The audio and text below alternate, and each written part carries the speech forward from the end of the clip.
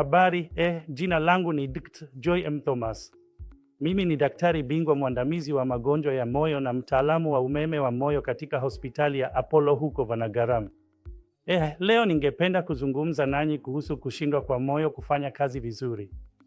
Kama mnavyofahamu, India ni nchi ambayo ina idadi kubwa zaidi ya wagonjwa wa kisukari na shinikizo la damu.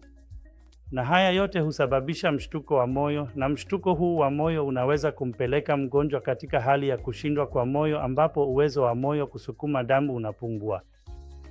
Na hali hizi zinaweza kusababisha kifo cha ghafla na kulazwa hospitalini bila kutarajiwa. Kuna njia za kuzuia hili, na njia bora zaidi ya kuzuia ni kuchukua tahadhari kwa dalili rahisi kama maumivu ya kifua na matatizo ya kupumua, na kuzishughulikia kwa wakati unaofaa ili tufanye vipimo kama angiogram na kisha kufanya matibabu yanayohitajika kama vile angioplasti au upasuaji wa kupandikiza mishipa ya damu, bypass surgery.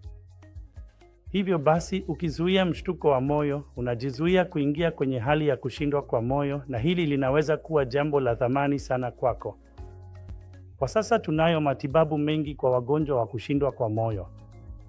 Tuna vifaa vya kushughulikia kushindwa kwa moyo, pacemakers za desynchronization na LASDs, defibrillators zinazoweza kupandikizwa na vingine vingi. Njia bora zaidi ni kuzuia magonjwa ya aina hii na kuhakikisha kwamba tuko na afya njema, moyo wenye afya. Na kwa hili sisi hapa Apollo Vanagaram tutaongoza kwa kuwa na ukaguzi wa moyo wa Apollo, na hii inaweza kukuletea manufaa na tunaweza kukuzuia usipate hali ya kushindwa kwa moyo.